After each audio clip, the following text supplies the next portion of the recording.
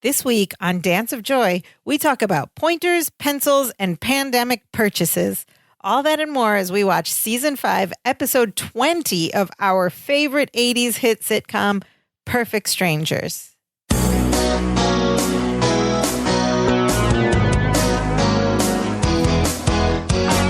Hello and welcome to Dance of Joy, a Perfect Strangers rewatch podcast. My name is Sophia. I'm one of your hosts, and joining me, as always, is your co-host and my brother. What's up, Imran?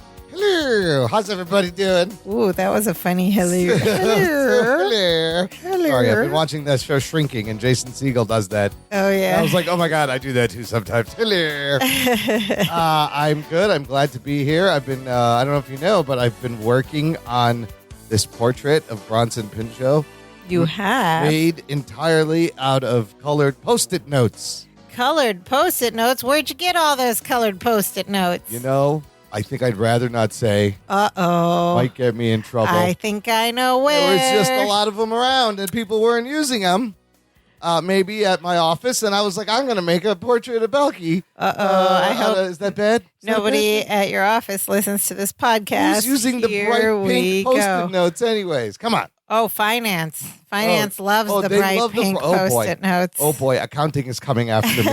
I'm sorry. All right. Well, look, I think it ties into this week's episode, though. That's right. We are discussing Season 5, Episode 20 of Perfect Strangers, entitled Here Comes the Judge. Here comes the judge. Here comes that. So when you say that, that's the first thing I think of. Why? I'll tell you why. Because this title is it comes from a comedy routine back in the day performed by Dewey Pigmeat Markham. I'm talking late 60s. Wow. And Pigmeat played this crazy judge who would declare, here comes the judge. Here comes the judge. And he hit people with like a big inflatable balloon thing. And then later in the 70s, Sammy Davis Jr. would perform this judge character on Laugh-In, Rowan and Martin's Laugh-In, and then Pigmeat Markham joins Laugh-In for one season to do the role. He had a song out in 68, but I have a clip here. Yeah, let's hear it. Of Sammy Davis Jr. doing the catchphrase Here comes of this the judge. And there was always like a little rhyme. It was actually, I'll put a link to this. If you listen to this, 1968, it's kind of the first rap record. The guy is rapping on this record. Here's Sammy Davis Jr. I know to you, I may look old. Hope this statement ain't too bold, but here comes the judge. Here comes the judge. Here comes the judge. Here comes the judge. Here comes the judge. And I don't know why I know this. This is such an obscure reference, but I remember hearing it here and there. Oh, wow. I never heard that. In a cartoon. It's very weird. But this episode is not about Sammy Davis Jr., sister. That's right. If you were to read the TV guide description of this episode, you would read, Balky shows no mercy as head of the Chronicle's Grievance Committee, even after Larry stands accused of stealing office supplies. Post-it notes? Did they have Post-it notes? Post-it notes. No, back then. I mean, first of all, they had a grievance committee. Was that normal then? Do workplaces still have grievance committees? I'm familiar with like human resources. I don't know about a grievance committee. Anyway, starring, of course, our main cast: Bronson Pinchot as Balky Bartokomous, Mark Lynn Baker as Larry, Rebecca Arthur as Marianne, Melanie Wilson as Jennifer Lyons, Belita Moreno makes an appearance as the wonderful Lydia Markham, and of course, Sam Anderson everybody as Mr. Sam Gorpley, and a couple other people we will get to when we get to that scene. This episode aired on February 23rd, 1990. When were Post-it notes invented? Somebody looked that up. I believe they must have been around by 1990. Anyways, of course, Perfect Strangers streaming all seasons. 1980. Was it? For free on Amazon Freevee, so you can binge, watch along. I'm disappointed there was no Post-it notes in this episode, but we'll find out what happens. Yeah, when did they pull that prank on Balky by covering his whole bedroom in Post-it notes? Did they do that? Is that in the show? No, but it's something that people do now. Yes. It's hilarious. Every time I think it's hilarious. Okay, Act 1. We start at the apartment. And Jennifer has dropped by, and the first thing we hear is her asking Larry if he has any notepads. She needs notepads. And Larry's like, well, I might have brought something home from work. And he goes to like that back bookshelf area and it starts like opening all these drawers, and then he pulls out like all these different kinds of pads. He's like, well, I have spiral pads, white paper, legal pads, and he just pulls out like stacks and stacks of each kind of notepad. Before Jennifer can answer, Marianne comes in to the apartment, and she's like, Jennifer, I can't find the ruler. I looked everywhere. And Larry's like, oh, you need a ruler too? And he goes into like their coat closet and pulls out this huge cardboard box, this huge tall box, and then like digs inside and pulls out like this handful of full of rulers, like 4 feet up off the ground. Yeah, and he pulls out this like handful of rulers, and he's like, "What kind do you need? 6-inch, 12-inch, standard, metric?" First of all, they make 6-inch rulers. Sure, they make all 12 inches. I love the 1 inches myself. They're very efficient. I like 2 inches at a time. Give me the 13-inch baker's dozen ruler. And then Marianne's like, "Do you have a pink one?" And he's like, "Oh," and then he pulls out a pink ruler. Oh my God, hoard much, Larry? He's got legal pads, a box of rulers. And what are the girls doing that they need a notepad and a ruler right now? What's going on? I don't in their know. apartment? No explanation. They must be measuring something and writing down the measurements. But Marianne is just giddy that she got a pink ruler, and he's like, "I can get anything you need at the Chronicle. Just let me know if you need anything else." Oh my gosh! All like proud of himself. Like he's really happy to help them out. So we got like straight into half of this setup without any like backstory or like explanation Larry has why lots of this situation is. Larry has lots of laying around. Why do the girls need it? Who knows? Doesn't matter. And just then, here comes the other half of our setup. Balky enters, coming home to the apartment, and he's like sobbing, like wailing, sobbing. Crying. His face is all scrunched up. He's like looks like he's in deep pain, and he's crying and sobbing. And he's like, "Hi, cousin." He greets everyone through his sobs. So funny. And then Larry's like, "Is everything okay?" And then he goes, "Oh, fine." But he's sobbing while he says, "Oh, fine."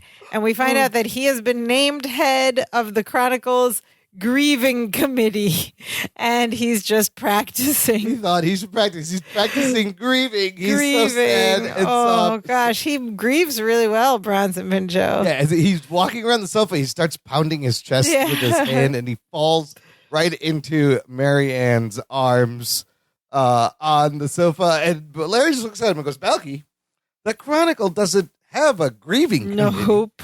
Balky's like, "No." He goes, "No. You must be on the grievance committee." Grievance committee. And Balky goes, "Yes, that's the one." And Larry's like, "That has nothing to do with grief." And then he snaps out of it. He goes, "Get out of the city." And he stops sobbing right away. He says, "You mean I cried me a river for nothing?" He cried me a river. Cry me a river. I cried me a river. Yeah. And then Jennifer explains, if you don't know what a grievance committee is, because it may be a strange concept in our present 2023, she explains a grievance committee handles disputes between management and employees. That's kind of like human resources, maybe. Yeah, I guess so. And then Marianne chimes in. She goes, "Oh, yeah, we have one at the airline." She goes, "In fact, somebody filed a grievance against Jennifer because they thought she was unfairly promoted to head of her own flight crew." And Jennifer's like, "How do you know that?" And then Marianne goes, "Oh, well, I guess we should be going." And gets up and tries to change the subject. But as they're getting up to leave, they get into a little fight, and Jennifer says, "It was you filed the grievance." And Marianne says, "Yes, I did. I should have gotten that promotion. I graduated ahead of you from flight school." And as they're leaving, we hear Jennifer go, "That's because we lined up according to height." Which is like, that's a funny line, but I thought they would have gone for like, that's because it was alphabetical or something. We don't like, know we do know their last name, so it might not work, alphabetical. Jennifer Lyons and Marianne. What's Marianne's last name? This is a good trivia question. Marianne, I don't know. You know, I don't know. I think she's always been called Marianne, but we know Jennifer Lyons' last name is Jennifer Lyons. We find out in an episode. I don't think we ever hear anybody say Marianne's last name. Listener, if you know, comment. What is Marianne's let us know. Last name? Yeah. Anyways, this argument does have a little bit of continuity to it. We've heard Strangers. Them argue before. She was jealous Marianne became head of her own flight crew in Dog Day Afternoon episode. which was earlier this season Yes. and unfairly promoted, blah, blah, blah. So she's still a little salty Yeah. about Jennifer being unfairly promoted. So, yeah, they argue. They leave. And The girls leave. They've served their purpose, had a little argument, and then they leave. So then Balky asks Larry what the head of the grievance committee is supposed to do. And Larry says, well, you and the other two people on the committee will hear complaints and determine guilt or innocence. Oh, it's a lot of power. And then you decide on the proper punishment. It's a lot of power. It's like being a judge, a jury, or just a judge or a lawyer. And then he pulls out this piece of paper from an envelope. He's like, maybe there's more guidelines in here. And they look at the paper, and it's a list of the complaints, the current complaints. And they see that the first one is none other than Miss Lydia Markham, their friend and coworker, Miss Lydia. Oh, no. And what is she being grievanced about? She's being cited for violations of the parking rules. And Larry says, oh, probably somebody finally nailed her for taking up 2 spaces with that big Beamer of hers. And here's a funny line from Balky. He says, no, cousin, it wasn't her big Beamer. It was her car. I love that. I mean, if you don't know, what is a Beamer? Beamer is a BMW. It's a nickname for a BMW. Yes. But I love that he is. But what did Balky think her big Beamer actually was? Just what something was Larry other talking than about? her car. Yeah, I don't know what he actually thought What big did he Beamer think was. a big Beamer is? It's kind of funny to think about. Yeah. Anyways, we transition to next So wait, day. Lydia apparently just takes up multiple parking so she spaces with must a either- huge BMW. Either park diagonal yeah. or like on top of Or the she line. just has like a really big car and it bleeds over. No, she definitely parks diagonally so nobody can. Or you would park in the middle of the line, like on top of the line, so that you would screw up those 2 parking spots. I hate people like that. That's always People annoying. do that? Why? No, sometimes. Well, she explains why. But if you have a nice car, you want to park all the way in the back of the So nobody parking lot. dings it. Okay. Yeah, exactly. Or just don't get a nice car because it's just there's too much risk going Too on. much worry. There's way too much worry. Anyways, we cut to next day at the Chronicle. It's a work day, and who's at the mail table? But Miss Lydia. Miss Lydia. And Miss she is, Lydia sorting Balky's mail. What? This is very strange. And they all think so. And Larry asks, and she says she's sorting Balky's mail. And Larry's like, you're not doing this because Balky is head of the grievance committee, are you? Insinuating. And Lydia's like, no, I enjoy. She's like a bit sarcastic. She's like, no, I enjoy handling mail that other people have licked. She rolls her eyes. So Sure. that's exactly what she's doing. How about Miss Lydia's blue dress? Oh, yeah. She's wearing this blue dress with these massive shoulder I pads. mean, there's clear indentations there's- of it's like They've always had big shoulder pads on the show, but these ones really stuck out at me. They're like huge pads. They look like football player shoulder yeah, it's pads. like she's wearing football pads or hockey pads underneath. I'm like, wow, that was the style at the time. But just then, Balky comes running down the stairs. He's like, Miss Lydia, why are you sorting my mail? And Lydia makes up something about how she noticed he's been overworked and she wants to do what she can for someone that she cares about very much. And then Balky's like, who's that? And Lydia's like, you. And Balky is deeply moved.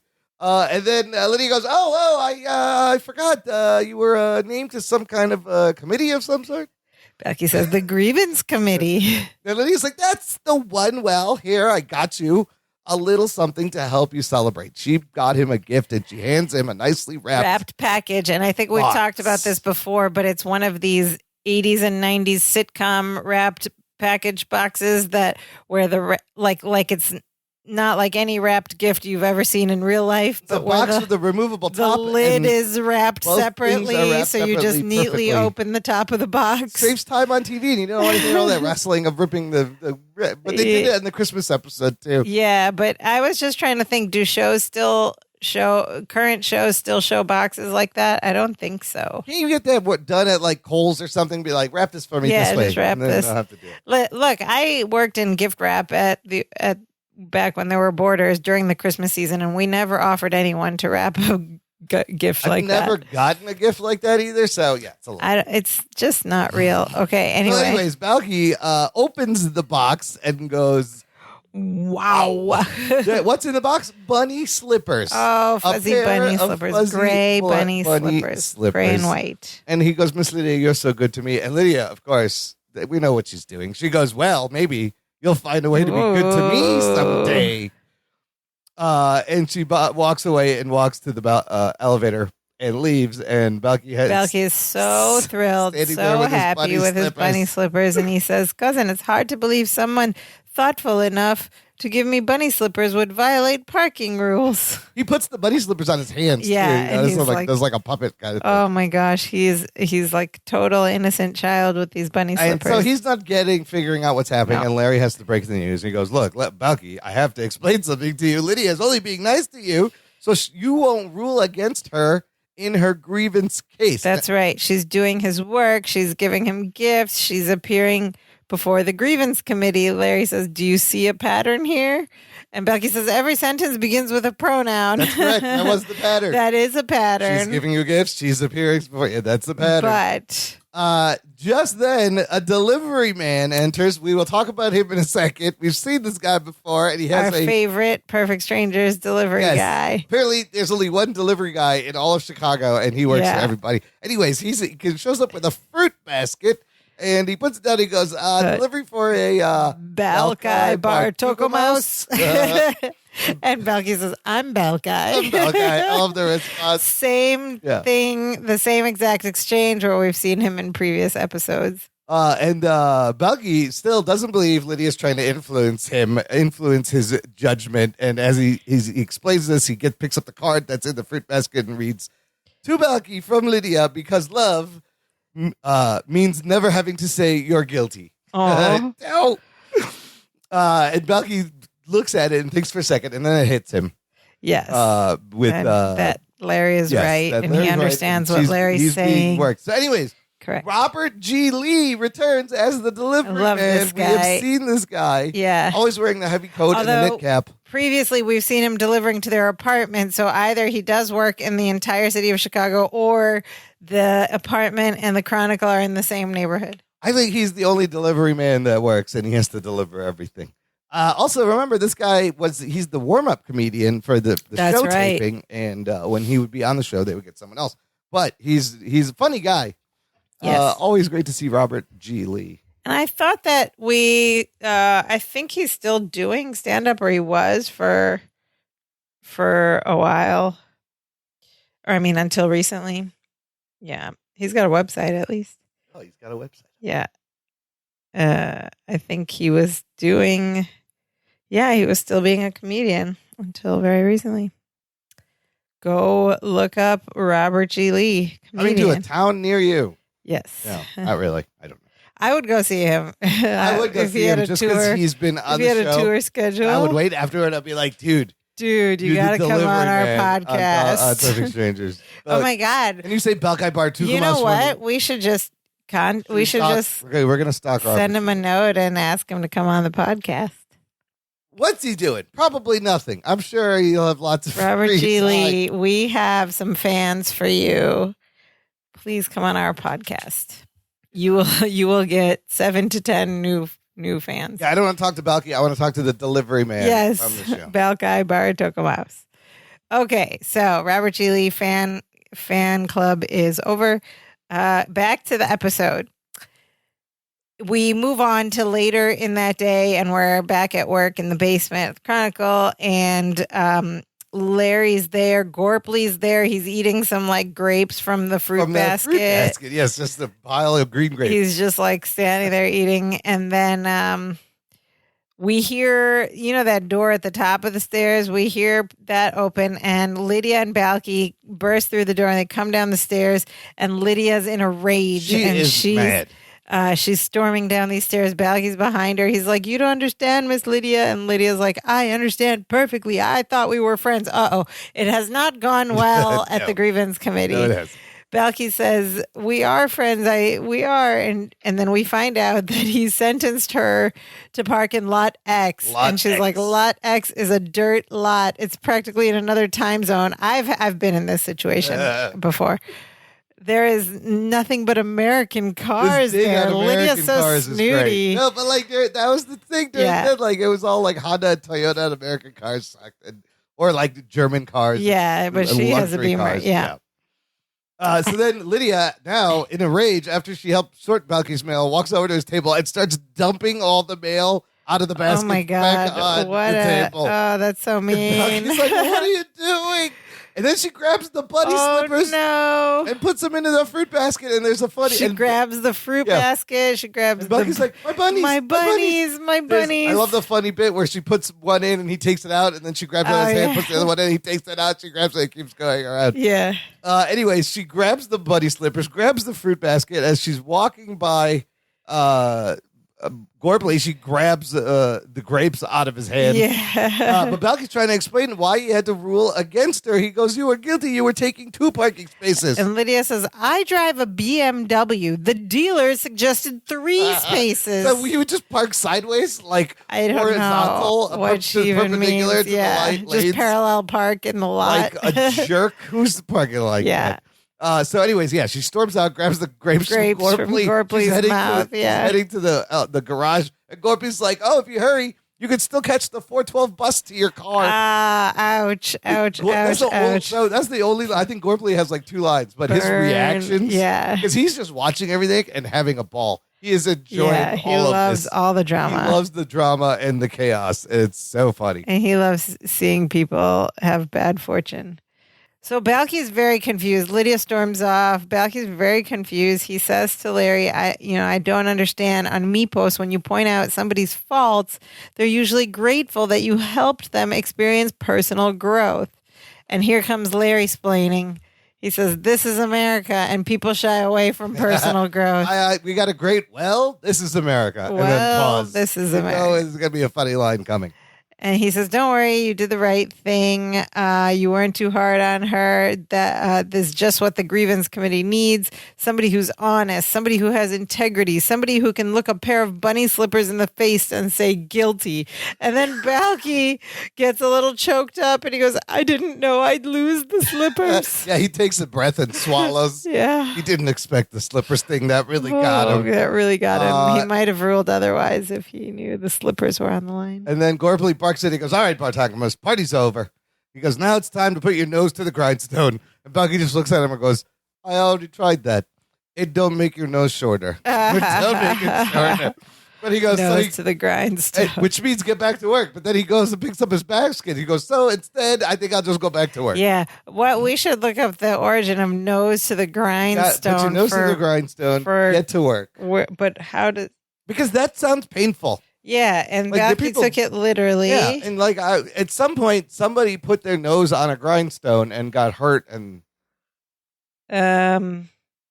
nose to the grindstone has been around since the earliest reference of in 1532. Of course. And it's something about sharpening blades. Knife grinders tend to bend over the grindstone or even lie flat down with their faces near the grindstone in order to hold the blades against the stone. So it just means like working hard. Very carefully, very diligently, and diligently, and getting right to the edge of that to blade. the grindstone. Interesting. Okay, so get your but nose Balky's to the grindstone. like, my nose is still big. I tried grinding it down. So I'll just go back to work. And Gorpley's like, fine. And then Larry and Gorpley are like still at Larry's desk, and Balky goes back to his, and Larry goes to Gorpley all like, hey, buddy, elbowing him. He's like, guess Lydia learned her lesson, eh? And as he's talking, he's opening mail, a piece of mail that Balky's just handed him. He's like opening this letter, and he's still like elbowing Gorpley's like, don't do the crime if you can't do them. Then he looks at the paper and he goes, oh my Lord. And then Gorpley comes over next to him to look at the letter. And he goes, oh, it's from the grievance committee. What's the charge? Larry has been accused of stealing $328 worth of office supplies. Gorpley like lets out a whistle and smiles, and Larry is just in shock. Stunned. $328 in 1990 money. That's a lot of office supplies. That's a lot. That's almost I mean, we saw it actually looked like more than that in today's money. Yes, in today's money, you'll see more. Yeah. And it fades to black. End of Act 1. Listener, you can join this conversation. You can get to be part of the show and meet other perfect strangers, diehard fans in our Facebook group. There's a link in the description.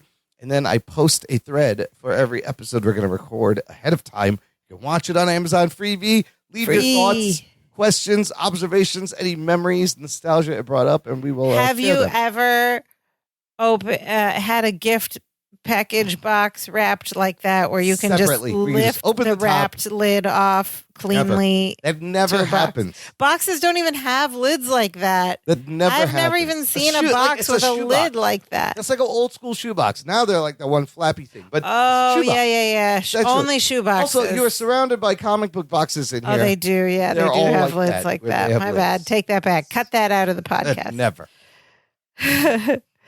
Very seldomly do boxes have lids like that. Okay, moving on. Act 2. We are now later that night, and this is really funny because we're back at the apartment and we see the cousins come in, and Balky's holding another wrapped shoebox, which is open, and we can see that there are bunny slippers inside. There's another pair of And bunny slippers. the first out there. line is, "Cousin, thank you for giving me these bunny slippers. How did you know I wanted them?" And Larry looks at him and goes, "Just a guess." Yes, he's doing exactly what Lydia here comes did manipulative Larry. before. What Yes. what he told Balky, Lydia was doing. Yes, and now he's gonna he kind of buried himself by saying what. But that now Balky here needs to be he's strict. Here, manipulative Larry comes Yes. out to try to dig himself out of this. Is occurring here. Manipulation. Now he has to try to dig himself out of this. So he starts and he tells Balky that he may have given him some bad advice about the grievance committee. He said, "I told you to be strict, but now you've got everyone down at the Chronicle mad at you.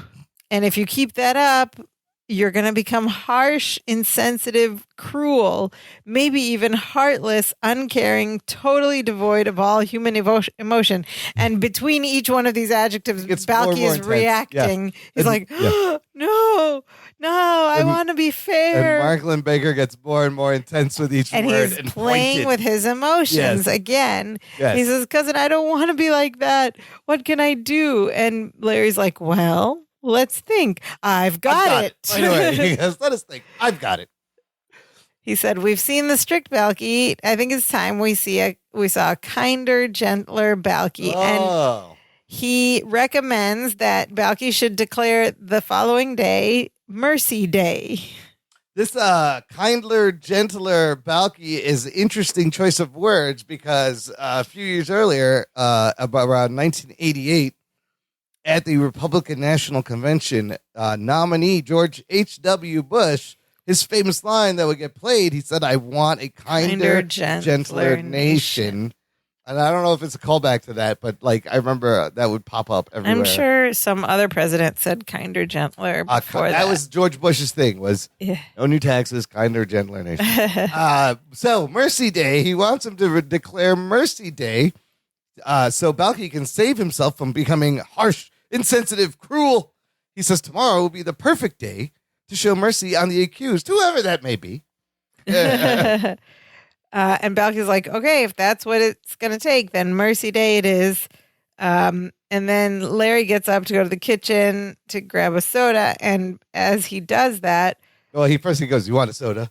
Balky's like, "I'd love one." It's so weird. and Balky's still with the bunny slippers. He puts it down. He's in the living room, and he has another manila envelope about the grievances, I guess. He opens it up, and he pulls out a paper just as Larry's coming Larry's back. watching him. He knows what's on the paper. Yeah, and he says, "Cousin, I don't believe this. You have to appear before the committee tomorrow." And Larry goes, You don't, "You don't say. Whatever for?" Playing all coy and interested, and he goes and sits down next to him.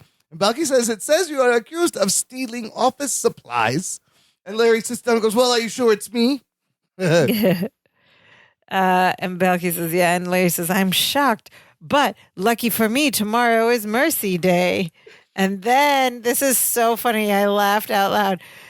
Balky's face just like catches it, like what's going on. And then he just, and there's like a pause. Yeah. There's like a long silence. And then he looks at Larry. And then he goes, oh, Popo. It was so funny. He says, how could I have been so blonde? Blonde. He means blind. I love that double Changes play on it words. to blonde. Blonde. Because blonde, I thought he just meant blonde as like a joke about blonde. Being dumb. Yeah. Yes. No, But blind. it was blind turns to blonde. And he goes, you were trying to influence me like Miss Lydia did. Yes. And then Larry, at this point, he can only do what he has to do, which is just admit it. He goes, okay, maybe I am. And Balky right away jumps up, grabs his bunny slippers, protects them, and heads for his bedroom. And Larry jumps and goes, all right, Balky, okay, listen. He goes, I admit what I did was wrong, and I'm sorry. He goes, come on, let's just forget about it. Let's forget about it. I'm sorry. Let's just sit down and talk about something else. And they both sit on the couch, and Larry goes, sports, weather, friendship. And he looks at him, and Balky stands up again real quick. He goes, I know where this is going. He goes, I know where this is going. And then Larry says, a friendship that began, as if he's done this speech before. Balky knows what's coming. A friendship that began 4 years ago when I took in, and then they both say together, a meepiat I hardly knew. Yeah, Balky finishes his sentence. And he says, cousin, every time you want something, you tell the wandering mepiat story. It's not going to work. I think you were right the first time. As a judge, I have to be fair, impartial, and completely oblivious. Now, what was the intended word in place of oblivious? I don't objective, know. maybe? I think it might have been objective. Fair, impartial, and completely objective. I love that he says oblivious. Because you do have to be oblivious to everything. I think he meant to say objective. Objective, I think. Yeah. And Larry goes, okay, fine, but give me back the bunny slippers. And he snatches them away from Balky. Oh, no, again. Balky has now twice been breaking teased Balky's heart. with fluffy bunny slippers. We give it to him and taken away twice in a very short time. Poor Balky. Balky is shattered as Larry leaves. Anyways, next day, move to the next day. We're at the Chronicle, and we're at the grievance committee, the actual hearing. It's in an office. There's a rug. There's a kind of a high stool chair in the middle of the room, and there's a big table with a couple of people sitting at the table. 3 people are on the actual grievance committee, Balky being one of them. There's 2 other people there, a man and a woman. And then there's like people in the audience, like, are they part of the grievance committee? Yeah, there's like a jury panel. Like there's also like a stenographer lady that they keep but cutting she's to. writing by hand. She's like the note taker. She's like a note taker. It's not a court. It's just like a office committee. She takes the minutes. She's like the secretary. She's the note taker. They make it a point to cut to her several times, showing her writing. It's very strange. I don't know if that was necessary. But anyways, the at the table is Mr. Hughes and Miss Wiggins are the names of the people. Mr. Hughes is played by Guy Christopher. This guy's making a second appearance here. He was also he was the guy named Walt, who is part of Gorpley's poker game in the basement of the Chronicle in the 4th season. And I'm not sure if Walt is Walt Hughes. Yeah, he could be because he works at the Chronicle. He works there. I believe it's the same character. So this is Walter Hughes. I believe it's the same person. I think it's supposed to be the same character too. And you see Larry sitting there, and next to Larry is like this easel that's folded up in this giant like black card, like envelope. Yeah, we don't know what's in there. We'll find out. There's a portfolio and an easel there. Okay, so it is a grievance committee. I don't know what a grievance committee is. I've never seen one in real life, but in this show they treat it kind of like a court case, or at least Larry's like defending himself as such. So Larry's case comes up, and Balky says, "You've been accused of stealing office supplies. How do you please? How do you please? How do you please?" And then there's a laugh. Larry just doesn't even address that at all, and he just says, "Not guilty." And then he addresses the committee, the 3 of them, Balky and honored members of the committee. I intend to prove that the charge of stealing office supplies is totally without merit. By the way, I hope you enjoyed the fruit basket. He says that He's to Walter. so sleazy. Yeah. Walter's like, yeah, it's pretty good. Yes, Larry has turned into movie lawyer mode. And then we find out more about the grievance. The woman on the committee reads further. According to the supply department, the basement was using more notebooks, pads, and pencils than all the reporters in the city room. And Larry's like, okay, and since I'm the only reporter in the basement, you thought I might be the guilty one? And Becky says, no, we thought you might be the guilty one because your name is on all the requisition slips. There's I a guess paper like trail. Yeah, he's dumb. There's a paper trail. I guess he had to request all these supplies. And then they would just give you the supplies. And then he would take them home. Yeah. And then he would take them home. And then he would ask for more. Yes, there is a paper trail. Walter just goes, Appleton, I want to get out of here. I'm going to the Bulls game. Why don't you just plead guilty? I love they drop Chicago Bulls. This is Chicago's show. And Larry goes, because I'm not guilty and I can prove it. And then he calls his first witness to the stand. A witness like to the this stand. is a full-on court here. Grievance committee. He's turned this into a courtroom. Yeah, and they just roll with it. They're like, sure, okay, like, whatever. go. He goes, Belky Bartukamus. It shocks everyone. And Belky's excited. Belky stands up and goes, well, feed me garlic and call me stinky. Yeah, that's great. And the stenographer, they cut to the stenographer writing that down. She writes down in the notepad. Everyone's smiling. So Belky walks and sits in this like kind of tall chair in the middle of the room. It's like in the middle of this. On this rug. And Larry starts and goes, Belky, would you say that you are an honest man? And Belky's like, oh, well, I'm no honest Abe of Vagoda, but I try. What? I love this mashup. Who is Abe Vagoda? This is a great mashup of Honest Abe, Abraham Lincoln, Honest Abe. Yes. And Abe Vagoda. You know Abe Vagoda. Yes. He's that old dude, old actor who played Fish on Barney Miller throughout the 70s and 80s. Actually had his own spin-off show called Fish. Yes. Also in The Godfather. Yes. As Salvatore Tessio. But Abe Vagoda, like... They just took Honest Abe and mixed it with Abe Vagoda. On Conan O'Brien in the 90s, for a long time, there was just like a running Abe Vagoda joke. Oh, really? And Abe would show up to the show sometimes, and they would just make these random Abe Vagoda jokes. It was very strange. But that's I love how you know it. I love Abe Vagoda. Honest Abe Vagoda. Yeah. Is he still alive? That is a good question. He was very old, and the answer is no. He died in 2016. 2016. I mean, how old was he when he died? He was very old. But Larry's trying to make this case. Let's see where he's going. He's trying to manipulate everybody in this room. And he tells Balky, and actually, you're a very honest man. And he says, last week we took Jennifer and Marianne to dinner. Wasn't it you who pointed out that the restaurant charged us for only 2 dinners instead of 4? And then Balky says, no, cousin, that was you. Your exact words were they only charged us for 2 dinners. Let's get out of here. Let's get out of here. Larry's like, scammer. He's like, oh, Larry's like whole plan is like the first backfiring thing, in his face. Just backfired. And then he goes, yes, but Balky, isn't it true that you made us go back and pay for all the dinners because you are so honest? He says, we did eat them. So, Larry says, so in a word, you are an exceptionally honest man, a man incapable of committing a crime. And he turns to the others on the committee. He says, I submit to you that what we have here is the most honest man at the Chronicle. Okay, so we've established that Larry Balky it's a little bit of overkill if you ask the me. most honest man. Everyone agrees. Miss Wiggins is like, absolutely, no argument for me. And then Larry hurries suddenly over to where that easel and portfolio was.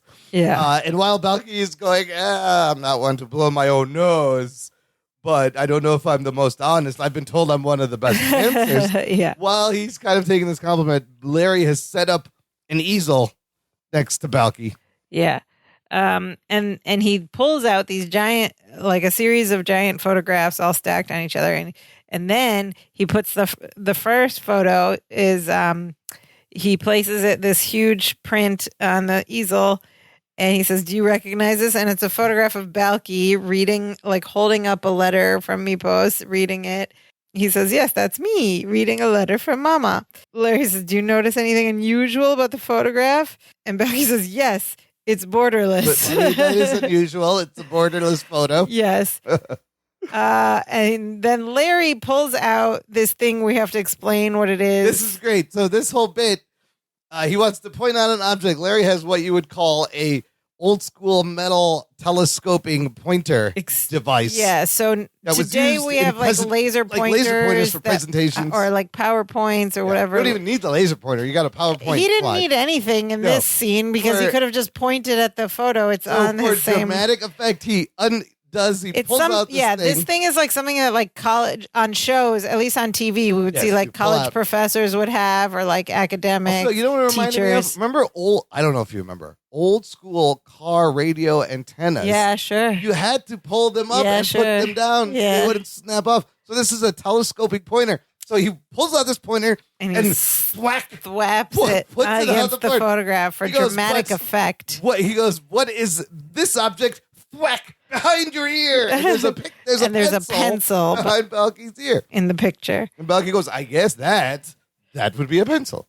And then he says, it could be one of them pens that looks like a pencil. Remember those things? They had those. Yes. Why did they make those? I don't Pens know. that look like pencils. Didn't make any sense. And then Larry goes, okay, so you're not so sure. And then Larry goes, well, maybe this will help you. Thanks to the Chronicles Photo Lab, I've had a portion of this picture blown up. And then he takes the top photo off, and underneath is a close-up of Balky and the pencil. And Balky just goes, oh, God. It's a more of a tight And Larry shot. says, I ask you again, thwack, what is this object behind your ear? And he thwacks the picture again with the pointer. Balky says, okay, it's a pencil for sure. It's a pencil, all right. And Larry's like, but whose pencil? And Balky says, I guess it would be my pencil. And then he's like, would it? Oh, it would it? And then he says, maybe this will change your mind. And he takes that photograph down. And there's a third photo, which is way close up just on the pencil. And you can see on the pencil, it says Chicago Chronicle. It's a close-up crop. On the pencil. Yes. Which I don't think, looking at that first photo, it would be so clear if you zoomed in at the technology back then. So, I just imagine him shooting these three photos close and blowing them up. Balky's like, it still looks like my pencil. And then Larry thwacks the photograph again to the words. He says, why does it say Chicago Chronicle on it? And Balky says, I don't know. And Larry says, you don't know? Or you don't want to know? And Balky's like, no, I want to know. He says, maybe I can help you remember. It was a cool autumn evening like many we experience here in the Windy City. It was quitting time. You were probably putting on your jacket, getting ready to go home. Then suddenly you looked and there it was. A pencil belonging to the Chicago Chronicle. You put it behind your ear, didn't you? Yes. He says, yes, didn't you? Yes. And then you drove home, didn't you? Yes. Didn't you? Yes. He's berating him. And I love how he starts painting He's a picture like a lawyer. manipulating Balky's emotions again, this time in public in front of this committee. He says, you probably never gave a second thought because after all, it was just a pencil, wasn't it? Wasn't it? Yeah. And Balky's like, cousin, don't. You kept it behind your ear the entire evening. And then later, when you found it, you didn't think about who it belonged to or who its rightful owner was. After all, it was just another pencil in the passing parade. I love, cousin, don't. He emphasizes the Pencil in the passing parade. Passing parade. Great alliteration right there. And Balky's like, cousin, don't. And Larry says, it wasn't too late. You could have returned it, but you didn't, did you? No. Did you? No. You put it in your pencil cup, which is where I found it. And Larry pulls out a Ziploc bag from his jacket pocket with a pencil in He's it. got the evidence. And Balky's a mess at this point. He's breaking down. I didn't mean to do it. I'm sorry. And then he offers the pencil to Balky, who's like crying, and he goes, thank you. And then Larry gives him a handkerchief and Balky puts it to his face and just starts sobbing. Yes. Larry's like, it's all right. It's over now. And then he turns back to the grievance committee. He goes, lady and gentlemen of the committee. And then you hear Balky go, ah! He says, we have previously established that Balky Bartoglamus is a man incapable of committing a crime. And then Balky again goes, ah! In the background, he grunts. He goes, we have also established that this same Balky Bartoglamus takes home office supplies. Therefore, here's his argument. Taking home office supplies is not a crime, and I am not guilty. I rest my case. Oh, He my thinks- God. he thinks he's Okay, just we'll made- talk about this. This is such a so weak silly. argument. I know. When I was watching this, I like, did what? not expect that this was where he was going. I thought he was going to say, like, Balky stole it. Balky or... stole too, so like he has no right to accuse other people, or Like, if Balky so took that stuff what home. is- You can't prove it's mine because we live together. Or So this like roundabout Balky's forced not way- as honest as he presumes, so So he he shouldn't could be take it on the home. committee. Oh, get him Like thrown off there the were committee. so many other more logical arguments But his than this argument one. is if Balky is incapable of It's committing such a a crime, stretch. it's not a crime, and I didn't commit a crime. Such a stretch. What? Okay. Okay. This guy, Mr. Hughes, though, doesn't care. He's Yeah. like, good, I can just make tip off. Appleton's right. We all do it. I vote not guilty. And then the woman, Ms. Miss Wiggins, Wiggins. was like, guilty. And he was like, can I change my vote? He just wants to like get out of there either way. So it's 1-1. Who's the third person? Balky. He is in the tie-breaking vote. Larry says it's up to you, and then Balky's still crying. He goes, "Just give me a minute." And then Larry's like, "Hey, take all the time you need, buddy." He comforts him, and then Balky goes, "He goes, I'm ready." And then he turns to Larry and just goes, "Guilty." Guilty.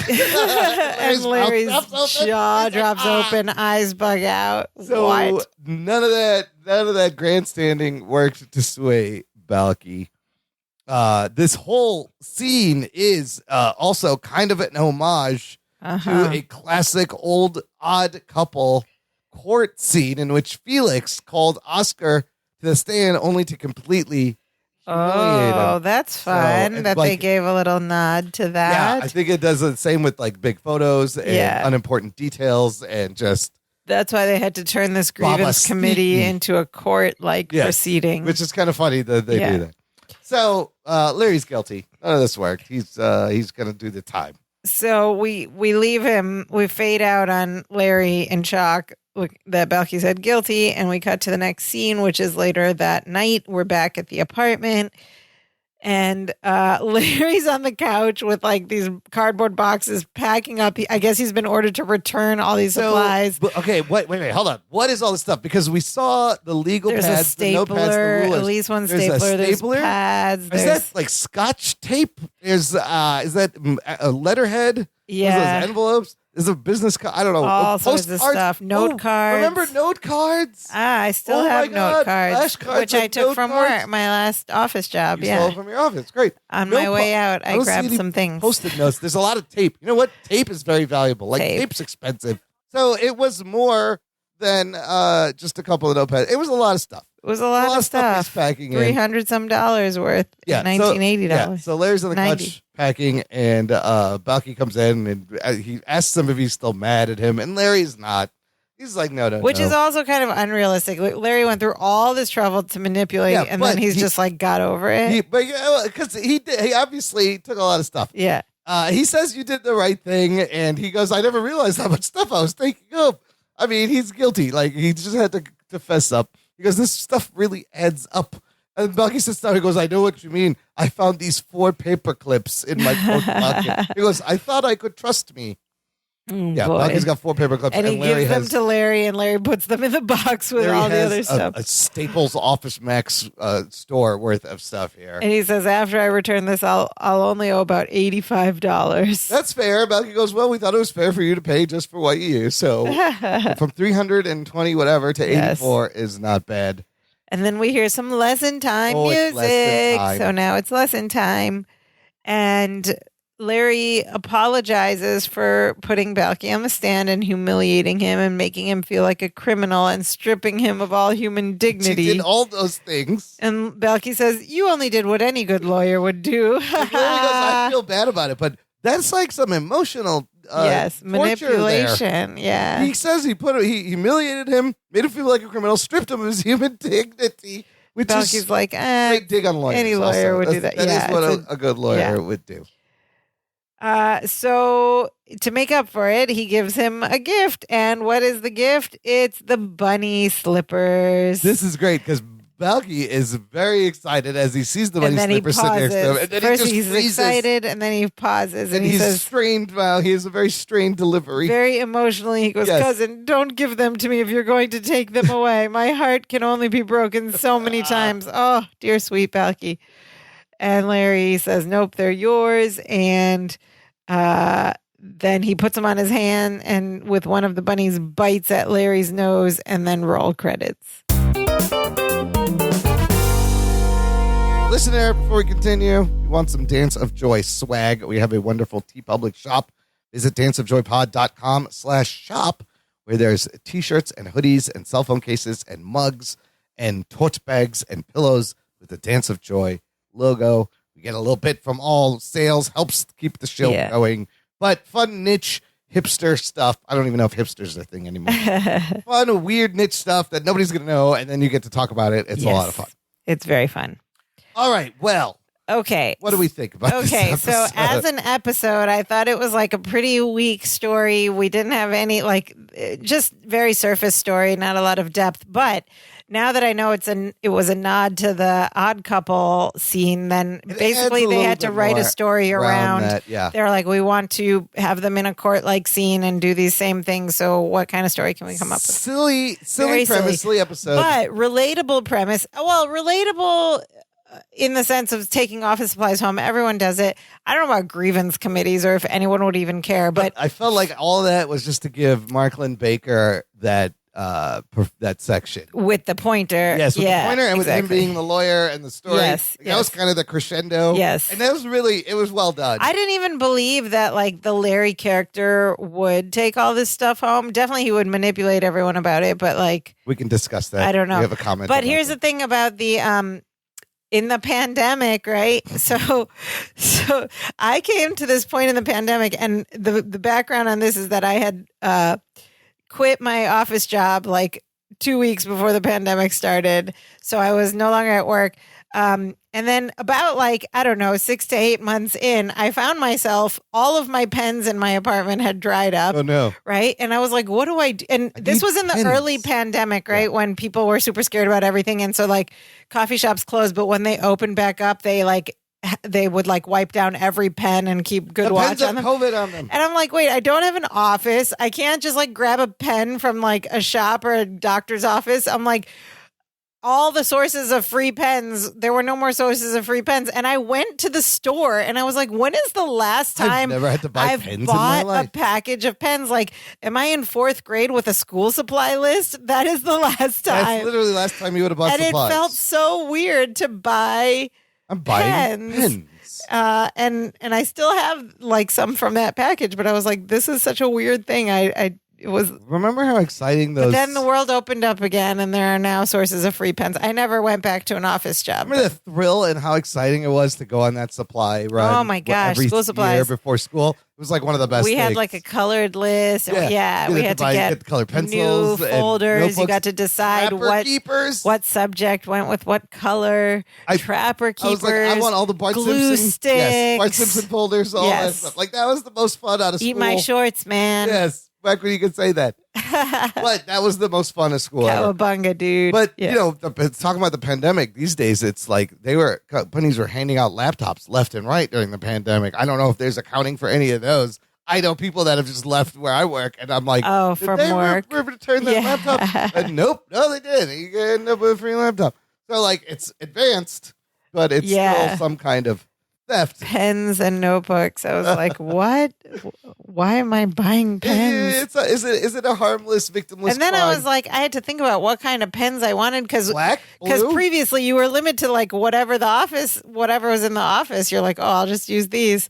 No, gel pens or whatever. There's a whole world of pens. I always needed a nice ink pens because I'm a graphic designer and an artist, and I was like, I have to have nice ink pens, but ballpoint pens are great. Yeah. Anyways. Where do you get your pens from, listeners? If you ever bought pens Did you have to buy pens in the pandemic at any point? Anyways, let us know. Decent so episode. What did our listeners think, sister? All right. We have cousin Whitney Smith chiming in. She writes, I do enjoy this episode. Not one of my faves, but it's enjoyable. Larry had a little Office Depot going on in the apartment. I kind of straddle the fence because when you work for a company that has supplies and things, it is just easy to take them and not spend your own money because who wants to do that? But also, in a way, you are stealing because the company has to buy and pay for those supplies. It's a write-off. They just write it off. It's a victimless crime. Fine. And they've probably overworked you and underpaid you anyway, so you're kind of entitled to those. You know what? Pens. They have too many pens. They're not going to use all those pens. They have too many pens, and they didn't pay me for the overtime last week, so I'm taking this pen. I'm entitled to those pens.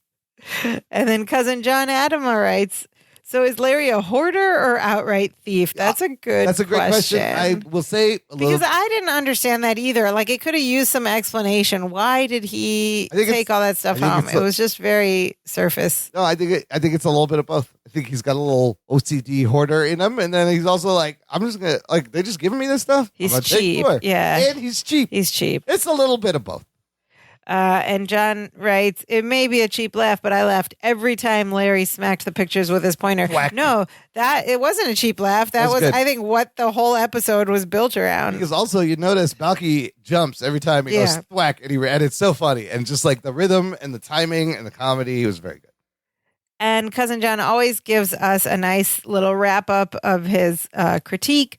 And this one, he writes, a pretty forgettable episode, if you ask me, because maybe it's because Larry hangs his innocence on Balky's guilt, which logically doesn't make sense. No. Again, yeah, same.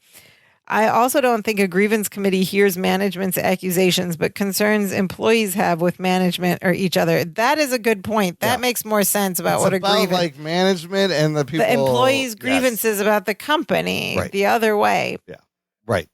All right. He writes, though I wasn't invested in this episode, it also was not a slog. It felt almost short, which means it must have entertained me enough. C, he gives it a C. I mean, they do get right into it in the very beginning. Yeah, and it but there's so many quickly. questions, and the grievance committee doesn't make sense. No, it doesn't. It's backward. I don't even know if companies still have grievance committees, but I don't know. They have like ombudsman. That's the same thing. Oh, I love that word. It's so funny. An ombudsman. Ombudsperson. Where can I find the ombudsperson? The ombudsman? People? I never knew what that was in college, but I was like, that's a grievance committee. It's a great name. That's what the ombudsman does. Here's complaints, yeah. Don't be ridiculous. Not said. Of course I have. Don't be ridiculous. No Dimitri. No Dimitri, but we had so much time in the apartment, and Dimitri could have easily had a pencil behind his ear. Or like a pile of pencils behind him. And like sitting on a stack of notepads or something. They were standing right in front of the bookshelf the whole time. The whole time. Where is the Dimitri intern? Dimitri Stuffed Sheep, we miss you. Yes.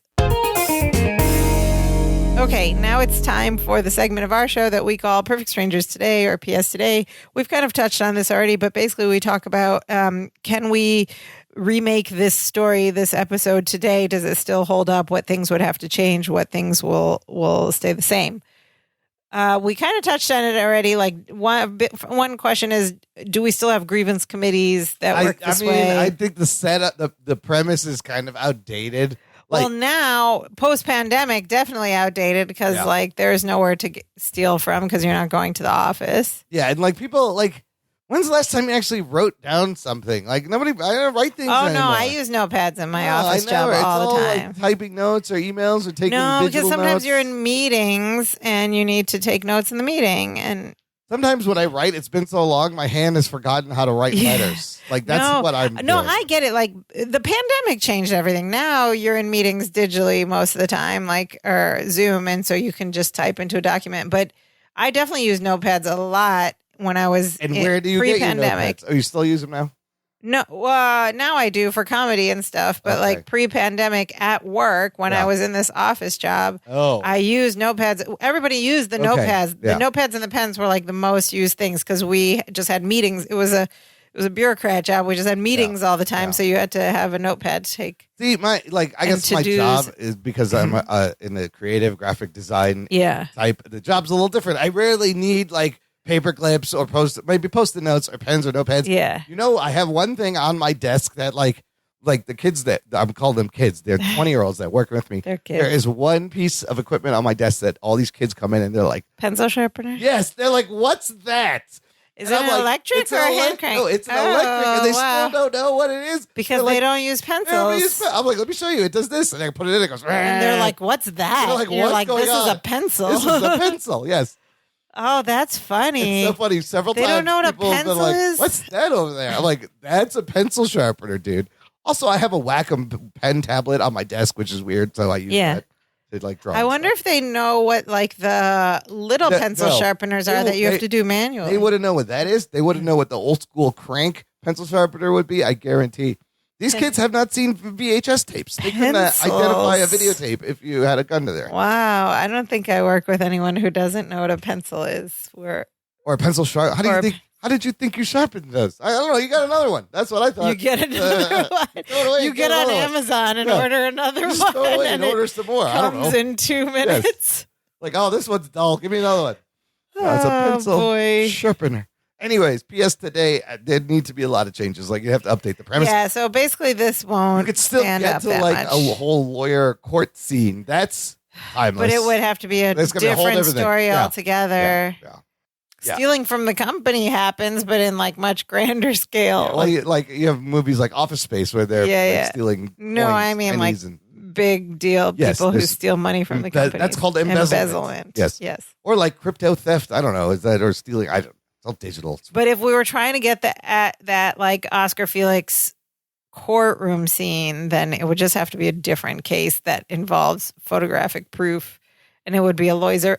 See, that wouldn't hold up either. A laser printer wouldn't have that dramatic laser pointer. Oh no, you can't. Of thwacking. You can't thwack a laser, it's just right? a red dot. Yeah. So, but people today don't really use or know what this pointer thing is. I don't know. The pointer thing was great. Yeah. Anyways, so it's a big maybe not on PS today. Low score. Low scoring PS today. That's it for this week. Join us again the next episode where Larry wants to become a house flipper. Oh, he's ahead of the time. Oh my God, we got shows about this now. Yes. And he's flipping a house, and of course, I'm sure that's going to go great. But yeah, that's this one. This next one sounds like it's way ahead of time. Yeah. In the meantime, if you enjoy the show, listener, there's lots of ways to support. One of them is by buying us a virtual coffee. If you visit our website, danceofjoypod.com, there's a button there that says buy us a coffee. It's a virtual tip jar. You can buy us one coffee, several coffees, all proceeds benefit going back into the show, keeping the show going. We appreciate everyone's support that has bought us several coffees throughout this journey. And I think we only have 3 more episodes left in season 5. Coming up to a season break special. Yes, we will be ending season 5 and then continuing. In the meantime, please visit us at danceofjoypod.com. There you can find all of the links for where you can listen to the podcast, where you can like, subscribe, leave us a review or a rating. All of that is there on the website. There's even a button right there on the main page you can press and leave us a voice message. Talk to us. Tell us if you remember these pointer things or what you've stolen from your office and where you buy pens now. We want to know. We're very interested. Leave us a message, or you can write us an old-fashioned electronic mail letter at danceofjoypod@gmail.com. And also on our website, there are links to where you can find us on social media. We're on Facebook, Twitter, and Instagram. But Imran, what is the most important thing our listeners should do? Always sharpen your pencils. Don't throw them away. Don't throw them away. There's still life in that pencil.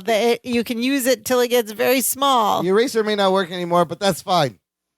What's an eraser? Always sharpen your pencils, and most importantly, share the show with your neighbors, your friends, your office mates, the supply, the grievance committee at your job, or the supply or your closet HR person, manager, or your ombuds person, your ombudsman. Share it with all of them. We would appreciate it. That's our show for today. Now we are so happy. Now we are so happy. We do the dance of joy. Hey, hey, hey, hey, hey, hey.